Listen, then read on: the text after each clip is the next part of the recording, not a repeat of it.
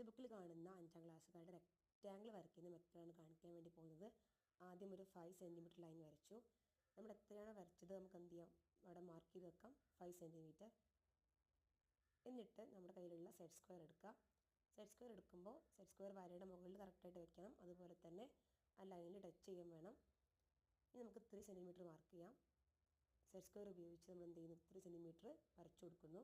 അപ്പോൾ നിങ്ങളുടെ സെറ്റ് സ്ക്വയറിൻ്റെ കോർണറിൽ ഒരു വളവുണ്ട്, നമുക്ക് എന്ത് ചെയ്യാം, അവിടെ നിർത്തിയിട്ട് ബാക്കി സ്കെയിൽ ഉപയോഗിച്ച് ജോയിൻ ചെയ്ത് കൊടുക്കാം. അവിടെയും 3 സെൻറ്റിമീറ്റർ എന്ത് ചെയ്യാം, മാർക്ക് ചെയ്ത് കൊടുക്കാം. ഇനി നമുക്ക് എന്ത് ചെയ്യാം, മറ്റു സെറ്റ് സ്ക്വയർ എടുത്തിട്ട് സെറ്റ് സ്ക്വയറിൻ്റെ കോർണർ ലൈനിൽ ടച്ച് ചെയ്ത് വെച്ചു. സെറ്റ് സ്ക്വയർ ലൈനിന് മുകളിൽ വെച്ചു. നമുക്കവിടെ 3 സെൻറ്റിമീറ്റർ വീണ്ടും മാർക്ക് ചെയ്യാം.